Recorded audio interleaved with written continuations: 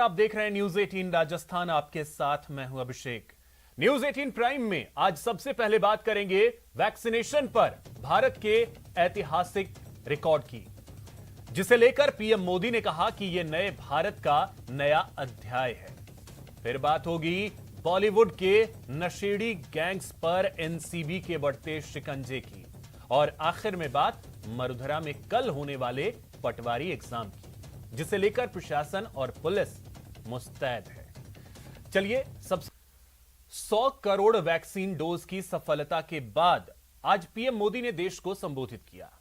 Corona काल में PM Modi का यह 10वां संबोधन था, जिसमें पीएम मोदी ने देश के सामर्थ्य का जिक्र तो किया ही, उन लोगों को भी जवाब दिया जो कोरोना मैनेजमेंट को लेकर सरकार पर सवाल उठा रहे थे।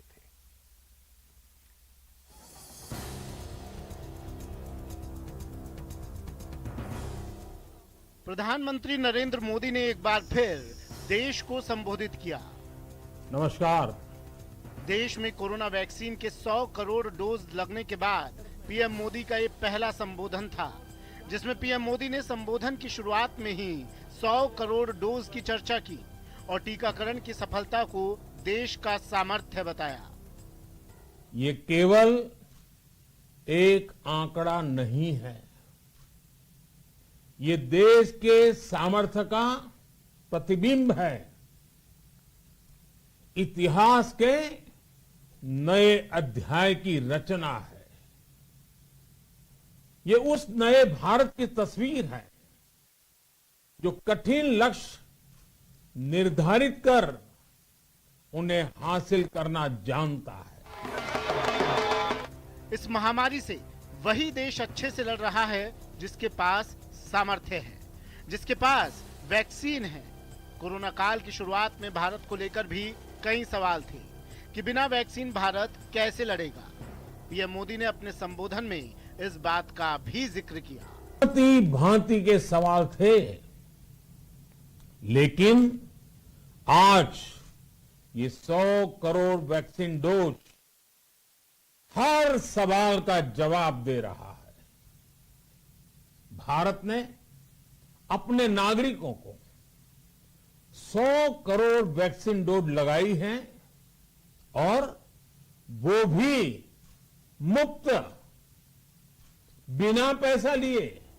कोरोना टीका आने पर इसकी उपलब्धता को लेकर भी सवाल हुए थे। अंदेशा जताया गया था कि वैक्सीन पहले पैसे वालों के ही पहुंच में होगा। इस सवाल का जवाब पीएम मोदी ने अपने संबोधन में दिया। बीमारी भेदभाव नहीं करती तो वैक्सीन में भी भेदभाव नहीं हो सकता। इसलिए यह सुनिश्चित किया गया कि वैक्सीनेशन अभियान पर वीआईपी कल्चर हावी न हो।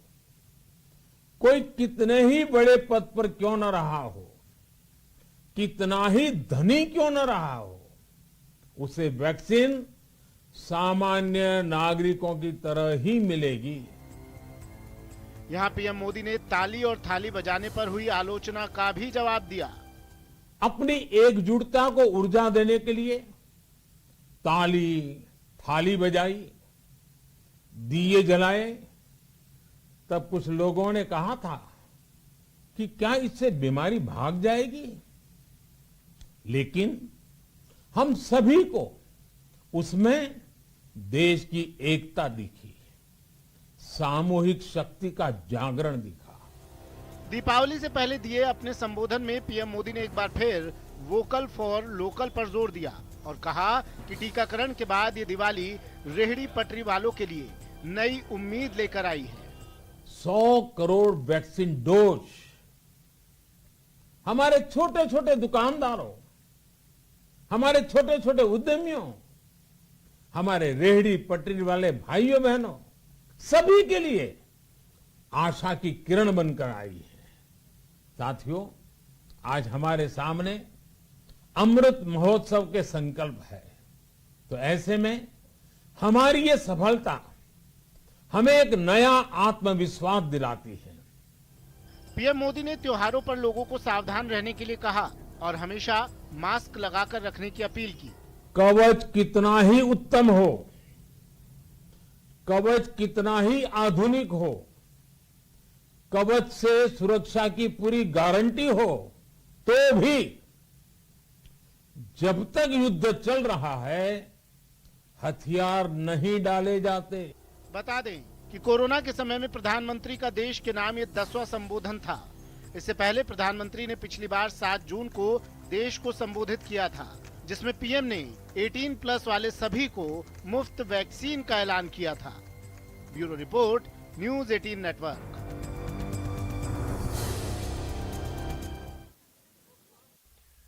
और अब बात दीपावली से पहले रिलायंस इंडस्ट्रीज की बल्ले बल्ले की। मार्केट कैप के हिसाब से देश की सबसे बड़ी कंपनी रिलायंस इंडस्ट्रीज ने दूसरी तिमाही के नतीजे घोषित कर दिए हैं। 30 सितंबर 2021 को समाप्त तिमाही में कंपनी का मुनाफा 13,680 करोड़ रुपए पर रहा है, जबकि पिछली यानी जून तिमाही में कंपनी का मुनाफा 12,373 करोड़ रुपए रहा था। बता दें कि दूसरी तिमाही में कंपनी के मुनाफे के 12,480 करोड़ रुपए पर रहने का अनुमान किया गया था। 30 सितंबर 2021 को समाप्त तिमाही में कंपनी की कंसोलिडेटेड आय 167 लाख करोड़ रुपए रही है। गौरतलब है कि इसी वित्त वर्ष की पहली तिमाही में कंपनी की कंसोलिडेटेड आय 1.40 लाख करोड़ रुपए रही थी। तो आपको बता दें कि जो आय 30 सितंबर 2021 को समाप्त तिमाही में कंपनी की कंसोलिडेटेड आय जो है वो 1.67 लाख करोड़ रुपए रही है।